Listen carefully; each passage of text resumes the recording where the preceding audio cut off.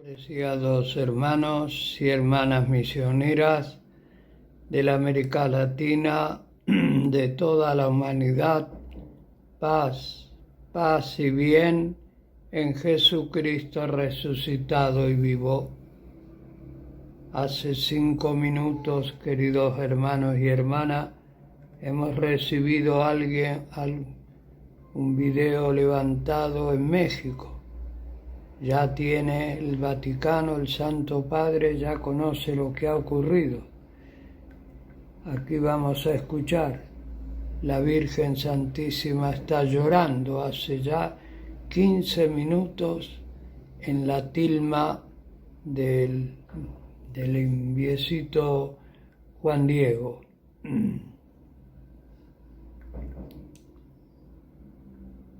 ¿Cómo puede el Papa saber algo que apenas nosotros estamos descubriendo? La pregunta quedó flotando en el aire mientras ambos castillo, sin explicación. Virgen de Guadalupe llora frente a miles de fieles en México. El teléfono vibró 3 veces consecutivas en el bolsillo de la sotana del padre Miguel Santos. Las 6:40 de la mañana era una hora inusual para llamadas urgentes, más aún considerando que acababa de terminar la misa matutina en la pequeña capilla de San José, en las afueras de la Ciudad de México, donde cumplía su misión temporal como enviado especial de la arquidiócesis. La voz del otro lado de la línea temblaba de una forma que Miguel jamás había escuchado antes. Era el padre Ricardo Morales, rector de la Basílica de Nuestra Señora de Guadalupe, hablando en susurros apresurados, como si temiera ser oído por oídos indebidos. Miguel, necesitas venir ahora mismo. No puedo explicar por teléfono, pero algo está pasando con la imagen de la Virgen. Los fieles comenzaron a reunirse desde las 5 de la mañana y el número no para de crecer. La conexión se cortó antes de que Miguel pudiera hacer cualquier pregunta. Durante los 20 minutos de trayecto hasta la basílica, atravesando las calles aún desiertas de la capital mexicana, una sensación extraña se apoderó del sacerdote. Era como si el aire cargara algo diferente, una expectativa que hacía que los vellos del brazo se erizaran sin motivo aparente. Al llegar a la explanada del santuario, Miguel se detuvo en seco.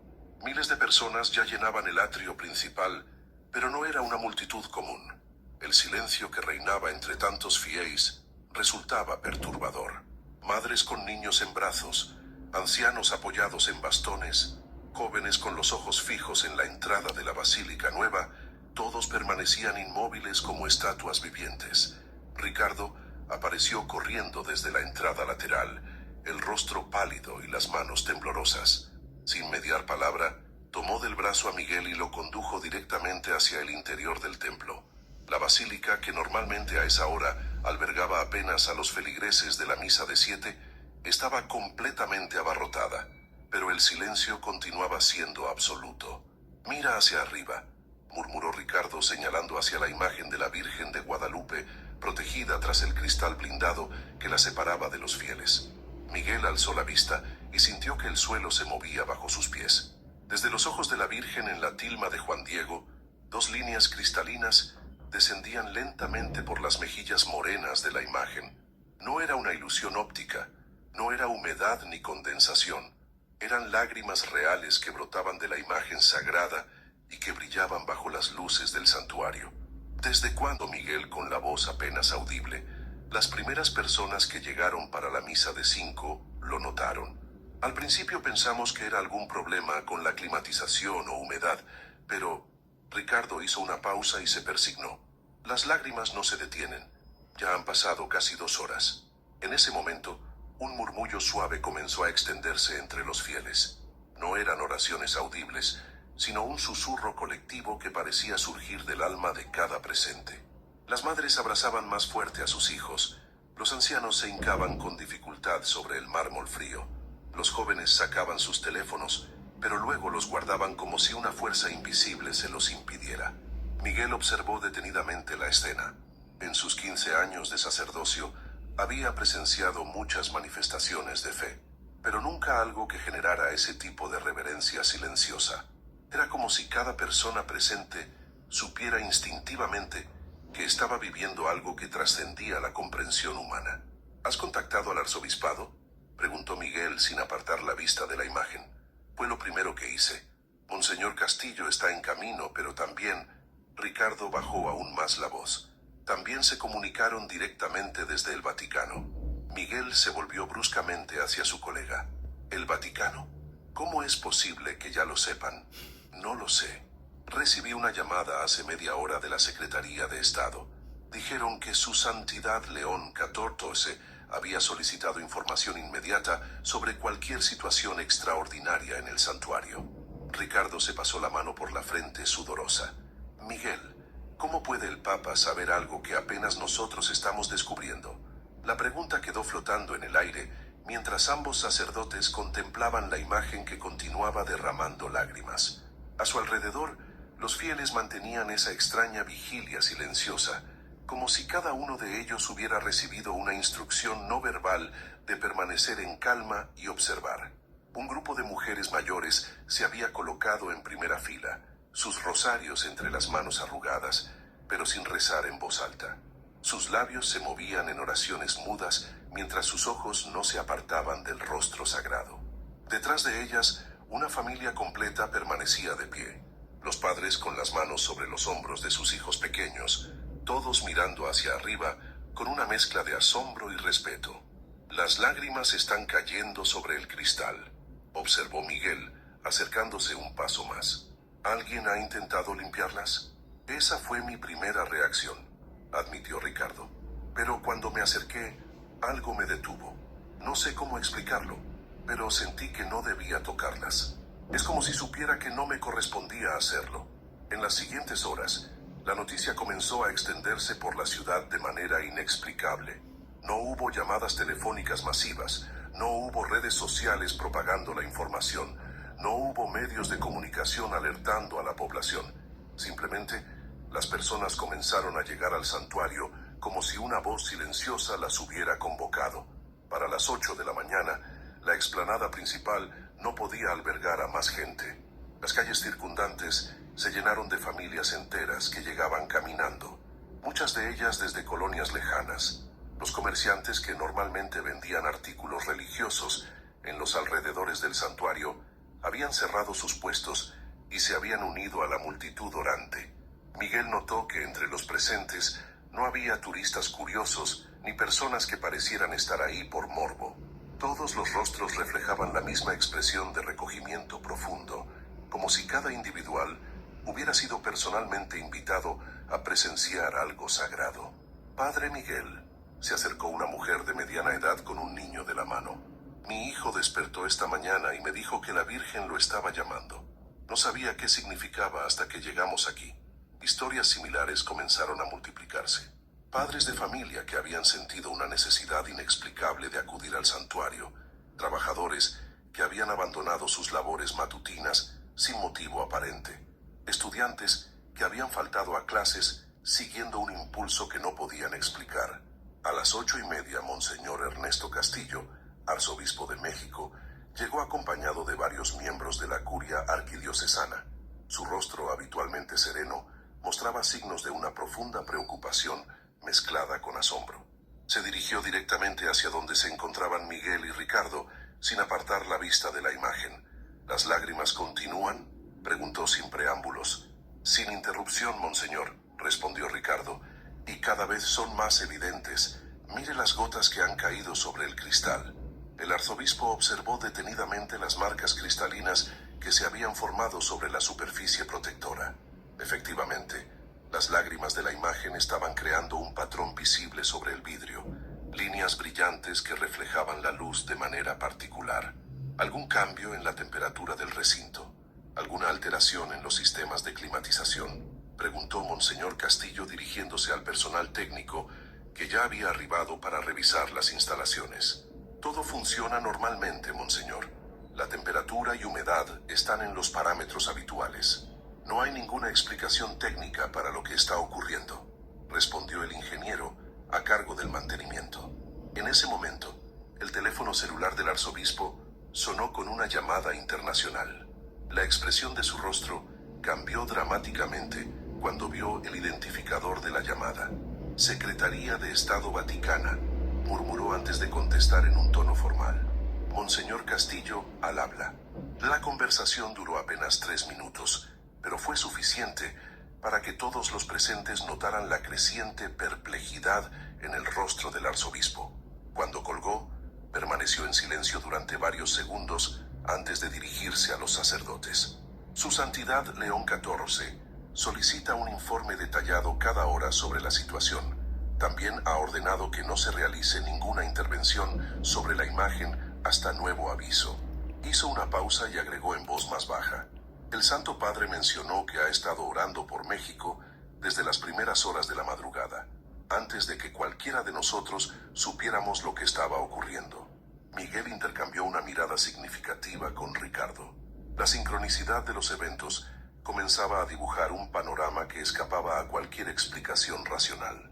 ¿Cómo podía el Papa, a miles de kilómetros de distancia en el Vaticano, haber sentido la necesidad de orar específicamente por México en el mismo momento en que comenzaba el fenómeno en la Basílica? La mañana avanzaba y la multitud continuaba creciendo. Para las 9, las autoridades civiles habían llegado para coordinar el tráfico y mantener el orden, pero su presencia resultaba casi innecesaria. Los fieles se organizaban espontáneamente, formando corredores para permitir el paso, compartiendo agua y alimentos con quienes habían llegado desde lugares lejanos, cuidando a los ancianos y niños pequeños. Nunca había visto algo así, comentó el comandante de policía encargado de la seguridad del santuario. Normalmente, cuando se reúne esta cantidad de gente, tenemos problemas de orden público, pero aquí es como si todos supieran exactamente lo que deben hacer. Durante la siguiente hora, varios equipos de especialistas llegaron al santuario: historiadores del arte, expertos en conservación, científicos especializados en análisis de materiales, todos convocados por la arquidiócesis para documentar y estudiar el fenómeno. Sin embargo, ninguno de ellos se acercó a la imagen sin antes permanecer varios minutos en contemplación silenciosa. Doctora Fernández, se dirigió Monseñor Castillo a la especialista en arte sacro que había arribado desde la Universidad Nacional. ¿Qué opina de lo que está observando? La doctora Elena Fernández, una mujer de 50 años con 30 años de experiencia en el estudio de obras de arte religioso, tardó en responder. Sus ojos, habitualmente analíticos y objetivos, mostraban una expresión de genuina perplejidad. Monseñor, en toda mi carrera profesional he examinado cientos de imágenes que supuestamente han presentado fenómenos extraordinarios. Siempre he encontrado explicaciones racionales: cambios de temperatura, problemas de humedad, ilusiones ópticas, alteraciones en los materiales. Hizo una pausa y señaló hacia la tilma. Lo que estoy viendo aquí no tiene precedentes en mi experiencia. Las lágrimas parecen brotar directamente del pigmento de la imagen, no de la superficie del tejido. Miguel se acercó a la doctora Fernández. ¿Qué significa eso exactamente? Significa que si fuera un fenómeno físico normal, las lágrimas deberían aparecer sobre la superficie de la tela, como condensación o filtración de humedad. Pero estas parecen surgir desde dentro de los colores mismos, como si la imagen estuviera viva. La palabra viva resonó en el silencio del templo como un eco perturbador. Los científicos intercambiaron miradas incómodas, mientras los sacerdotes reflexionaban sobre las implicaciones teológicas de tal afirmación. A las 10 de la mañana, un fenómeno adicional comenzó a manifestarse. Los fieles que habían permanecido en oración silenciosa durante horas empezaron a experimentar lo que muchos describieron posteriormente como una sensación de paz profunda que trascendía cualquier experiencia previa. No era euforia ni emoción exaltada, sino una serenidad que parecía emanar desde el interior de cada persona. Padre Miguel, se acercó una joven madre con un bebé en brazos. Mi hijo ha estado llorando toda la noche por la fiebre, pero desde que entramos aquí no ha llorado ni una sola vez. Y mire, la temperatura ha bajado completamente. Historias similares comenzaron a multiplicarse entre los presentes. Dolores crónicos que se aliviaban, ansiedades que desaparecían, conflictos familiares que se resolvían mediante conversaciones espontáneas entre parientes que habían llegado por separado al santuario. Miguel observaba estos acontecimientos con una mezcla de asombro pastoral y preocupación teológica. Como sacerdote, Había sido testigo de muchas manifestaciones de fe que generaban efectos psicológicos positivos en los creyentes, pero la naturaleza sistemática y generalizada de estas experiencias sugería algo que iba más allá del poder de la sugestión colectiva. Ricardo, le susurró a su colega, necesitamos documentar todo esto cuidadosamente. Si esto es realmente un fenómeno sobrenatural, la Iglesia requerirá evidencia detallada para cualquier investigación posterior. Ambos sacerdotes comenzaron a circular entre los fieles, recogiendo testimonios y registrando sus observaciones. Lo que descubrieron durante la siguiente hora reforzó la naturaleza extraordinaria de los acontecimientos.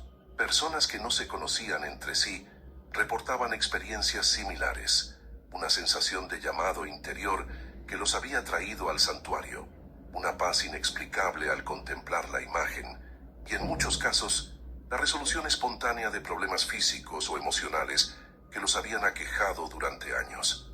A las 11 de la mañana, las lágrimas de la Virgen habían creado un patrón visible sobre el cristal protector que formaba lo que parecía ser un diseño simétrico. Las gotas no caían aleatoriamente, sino que seguían trayectorias específicas que se entrecruzaban de manera armoniosa. ¿Está viendo lo mismo que yo, doctora?, preguntó Monseñor Castillo a la especialista en arte sacro.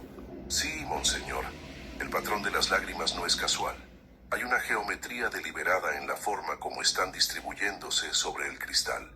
La doctora Fernández acercó su lupa para examinar más de cerca las marcas. Es como si cada lágrima supiera exactamente dónde debe caer para completar un diseño predeterminado. La observación de la doctora fue confirmada por los demás especialistas presentes. Los físicos no podían explicar cómo las lágrimas mantenían trayectorias tan precisas.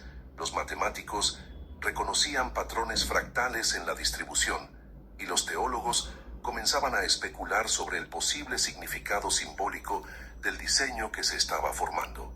Durante este tiempo, el arzobispo había mantenido comunicación constante con el Vaticano. Cada hora, tal como había solicitado el Papa León XIV, enviaba informes detallados sobre el desarrollo de los acontecimientos. Las respuestas que recibía desde Roma eran breves pero significativas. El Santo Padre continuaba en oración constante y había cancelado todas sus audiencias matutinas para dedicarse completamente a la oración por México y por la Iglesia Universal. ¿Ha mencionado su santidad si planea emitir algún comunicado público?, preguntó Miguel al arzobispo durante una de las conversaciones con Roma. Por el momento, el Santo Padre ha ordenado mantener la situación en estricta confidencialidad hasta que se pueda realizar una evaluación completa. No quiere que se genere especulación mediática antes de comprender la naturaleza de los acontecimientos. Sin embargo, mantener la confidencialidad se estaba volviendo prácticamente imposible. A pesar de que no había habido anuncios oficiales ni cobertura mediática, la multitud en el santuario continuaba creciendo hora tras hora. Para el mediodía, las autoridades estimaban que más de 50.000 personas se habían congregado en los alrededores de la basílica. Lo más extraordinario era que esta multitud masiva mantenía el mismo comportamiento ordenado y reverente que habían mostrado los primeros fieles. No había empujones, no había gritos, no había comercio ambulante. Era como si cada persona presente hubiera recibido instrucciones claras sobre cómo comportarse, aunque nadie había dado tales instrucciones. «Comandante», se dirigió Monseñor Castillo al oficial de policía a cargo de la seguridad, ¿han tenido algún incidente que reportar? Ninguno, monseñor. En 30 años de servicio, nunca he visto una concentración de gente tan pacífica. Es como si cada persona supiera exactamente dónde debe estar y qué debe hacer. El comandante hizo una pausa y agregó: mis propios oficiales me han comentado que sienten una tranquilidad inusual mientras están de servicio aquí. A las 12:30 del día, cuando el sol alcanzaba su punto más alto sobre la Ciudad de México, las lágrimas de la Virgen comenzaron a brillar con una intensidad particular. No era un brillo artificial, ni una reflexión de las luces del santuario, sino una luminosidad que parecía emanar desde las propias lágrimas. «Doctora Fernández», llamó urgentemente Miguel. «¿Está viendo esto?» La especialista se acercó rápidamente con sus instrumentos de medición. «Sí, padre». Las lágrimas están emitiendo una luz propia. Detecta una luminiscencia que no corresponde a ninguna fuente externa. Este nuevo desarrollo generó una conmoción controlada entre los especialistas presentes. Los físicos comenzaron a realizar mediciones más detalladas, mientras los teólogos discutían en voz baja las implicaciones de una manifestación luminosa asociada con un fenómeno que ya desafiaba toda explicación racional. Mientras tanto, los fieles congregados en la basílica y en la explanada exterior parecían percibir intuitivamente cada cambio en la manifestación. Cuando las lágrimas comenzaron a brillar, un suspiro colectivo se elevó desde la multitud, seguido de un silencio aún más profundo que el anterior. En ese momento de máxima intensidad, con las lágrimas brillando sobre el cristal y formando patrones geométricos cada vez más complejos, con miles de personas reunidas en oración silenciosa y con el mundo científico y religioso tratando de comprender lo incomprensible, el teléfono del arzobispo sonó nuevamente con una llamada desde el Vaticano. Esta vez, la conversación fue diferente. Monseñor Castillo escuchó durante varios minutos, asintiendo ocasionalmente, hasta que su expresión cambió hacia una mezcla de asombro y preocupación. Su santidad solicita que se mantenga la vigilia durante toda la tarde, anunció después de colgar. También ha ordenado que se prepare un informe completo para ser presentado ante la Congregación para la Doctrina de la Fe. Miguel comprendió la gravedad de esta última instrucción. La Congregación para la Doctrina de la Fe era el organismo vaticano encargado de investigar supuestos milagros y manifestaciones sobrenaturales. Su involucramiento significaba que el Papa León XIV consideraba la situación en la Basílica de Guadalupe como un posible evento de importancia extraordinaria para la Iglesia Universal. Cuando el reloj marcó las 13 horas, las lágrimas de la Virgen habían completado un diseño sobre el cristal que parecía representar una rosa estilizada, con pétalos formados por las trayectorias entrecruzadas de las gotas luminosas. El simbolismo no pasó desapercibido para los teólogos presentes. La rosa era uno de los símbolos marianos más antiguos y significativos de la tradición católica, y su aparición espontánea a través de las lágrimas sugería una conexión profunda con los misterios de la fe. La tarde prometía traer nuevos desarrollos en una mañana que ya había desafiado todas las expectativas y había establecido los fundamentos para lo que podría convertirse en uno de los acontecimientos religiosos más significativos de la era moderna. Después de la desconexión con el Vaticano, un silencio reflexivo se extendió por toda la basílica. Las palabras de bendición del Papa León XIV parecían resonar aún en el aire, mientras las lágrimas luminosas continuaban su pulsación suave sobre el cristal protector. Miguel observó que la multitud, lejos de dispersarse tras las horas de vigilia, parecía haberse asentado para una estancia más prolongada. Monseñor, se acercó Ricardo al arzobispo Castillo. Tengo informes de que autobuses llenos de peregrinos están llegando desde Puebla, Toluca y Cuernavaca. Parece que la noticia se está extendiendo por vías que no podemos rastrear. Monseñor Castillo asintió con preocupación. La logística se está volviendo compleja, pero no podemos negar el acceso a quienes vienen buscando consuelo espiritual. Coordina con las autoridades civiles para establecer puntos de hidratación y servicios básicos. Miguel se dirigió hacia uno de los grupos de científicos que continuaban realizando mediciones. El doctor Ramírez, especialista en física cuántica de la Universidad Nacional, estaba revisando los datos de sus instrumentos con expresión perpleja. «Doctor, ¿qué han encontrado?», preguntó Miguel. «Padre, los resultados son incompatibles con cualquier modelo físico que conozcamos.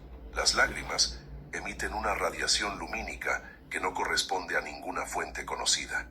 Además, la temperatura en las gotas es diferente a la temperatura ambiente, pero no siguen patrones térmicos normales». El doctor hizo una pausa y agregó: «También hemos detectado resonancias electromagnéticas muy específicas que no deberían existir en un material orgánico como la tilma».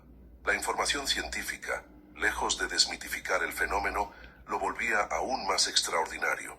Miguel comprendió que estaban ante algo que trascendía completamente los parámetros de la experiencia humana ordinaria. En ese momento, se acercó una mujer de mediana edad, acompañada de un adolescente en silla de ruedas. Su rostro mostraba una determinación mezclada con esperanza que Miguel había aprendido a reconocer en años de ministerio pastoral. Padre, soy María Elena Jiménez. Este es mi hijo Carlos. Tiene parálisis cerebral desde el nacimiento. Venimos desde Guadalajara porque anoche tuve un sueño muy vívido donde la Virgen me decía que trajera a Carlos aquí. Miguel se arrodilló junto a la silla de ruedas para estar a la altura del joven, quien a pesar de sus limitaciones físicas tenía una mirada alerta y vivaz. Hola Carlos, ¿cómo te sientes al estar aquí? El joven, con dificultad pero claridad, respondió: Padre, desde que entramos aquí siento algo diferente, como una calidez que no había sentido antes, y he podido mover los dedos de la mano derecha. Mire. Miguel observó asombrado cómo Carlos movía lentamente, pero deliberadamente, los dedos de su mano derecha, algo que según su madre había sido imposible durante sus 17 años de vida. No era una curación completa, pero sí una mejoría que desafiaba el pronóstico médico establecido. Doctora Fernández, llamó Miguel a la especialista, ¿podría venir a documentar esta situación? La doctora se acercó con su cámara y equipo de documentación, registrando meticulosamente los movimientos que Carlos podía realizar. Mientras tanto, otros casos similares comenzaron a reportarse entre los presentes. Dolores crónicos que se aliviaban, depresiones que se levantaban, adicciones que perdían su fuerza compulsiva. Que esto está tomando dimensiones que exceden nuestro protocolo inicial, comentó Monseñor Castillo. Necesitamos un equipo médico para documentar apropiadamente estos reportes de mejorías físicas. Ricardo se acercó con información. El Hospital General ha enviado un equipo de médicos voluntarios. También tenemos psicólogos y trabajadores sociales que han venido por iniciativa propia para ayudar con la documentación de testimonios. La llegada de profesionales de la salud añadió una dimensión científica adicional a la documentación del evento. Los médicos comenzaron a examinar a las personas que reportaban mejorías físicas, mientras los psicólogos entrevistaban a quienes experimentaban cambios emocionales o espirituales significativos. El doctor Alberto Mendoza, neurólogo del Hospital General, después de examinar a Carlos, se dirigió a Miguel con expresión de asombro profesional. Padre, este joven presenta actividad neuromotriz en áreas que según sus estudios previos deberían estar completamente comprometidas. No tengo explicación médica para lo que estoy observando. A las 18 horas, cuando el sol comenzaba a declinar sobre la Ciudad de México, las lágrimas luminosas experimentaron una transformación adicional. Su pulsación se sincronizó gradualmente hasta formar un ritmo colectivo, como si todas las gotas hubieran comenzado a latir al unísono. El efecto visual era hipnótico y profundamente conmovedor. Es como contemplar el latido del corazón de la madre, murmuró una anciana que había permanecido en oración durante toda la jornada. Sus palabras fueron escuchadas por quienes estaban cerca y se extendieron como un susurro a través de toda la multitud. El corazón de la madre late por nosotros. Miguel notó que la frase había resonado profundamente en los corazones de los presentes. No era una expresión teológica elaborada ni una fórmula litúrgica tradicional, sino una intuición espiritual que surgía directamente de la contemplación del fenómeno. Y esa intuición parecía capturar la esencia de lo que todos estaban experimentando. Ricardo, le comentó a su colega, observa cómo las personas están respondiendo. No hay histeria, no hay fanatismo, solo una profunda serenidad contemplativa. Es como si la presencia de lo sagrado estuviera educando espiritualmente a todos los presentes. En efecto, la multitud mostraba una madurez espiritual colectiva que sorprendía a los observadores. A pesar de las horas transcurridas, de las incomodidades físicas, de la falta de servicios adecuados para tantas personas, el ambiente se mantenía sereno y recogido. Las familias se cuidaban mutuamente, los desconocidos compartían alimentos y agua, los jóvenes ayudaban a los ancianos sin necesidad de organización externa. Es como si estuviéramos viendo un anticipo del reino de Dios, reflexionó Miguel en voz alta. Personas de todas las condiciones sociales, económicas y culturales, unidas únicamente por la experiencia compartida de lo sagrado. Durante la siguiente... Queridos hermanos, Se colapsa nuestro video. Vamos a continuar en otro video inmediatamente, porque esto, después de meditar todas las profecías sobre México, realmente es como la Virgen llora, porque estaría esperando la conversión de todo el pueblo mexicano y de toda Latinoamérica, digamos así. Ella es la patrona de Latinoamérica. También está esperando la conversión de los argentinos, peruanos, chilenos, bolivianos, uruguayos, todos. Así que vamos a dar la bendición con el Señor de la Misericordia y vamos a esperar con toda calma y paz cómo continúa esta aparición, más que aparición, esta revelación de esas lágrimas que comenzaron tempranamente, 5:15 de la mañana, y ya está bajando el sol en México y la Virgen continúa llorando. Bendice, Señor de misericordia, a todas las familias de México, de Latinoamérica, a todas las familias de la humanidad. En el nombre del Padre, del Hijo y del Espíritu Santo. Amén. Demos gracias al Señor porque es bueno, porque grande, eterna y amable es infinita su santa misericordia. Mucha paz y muchas bendiciones.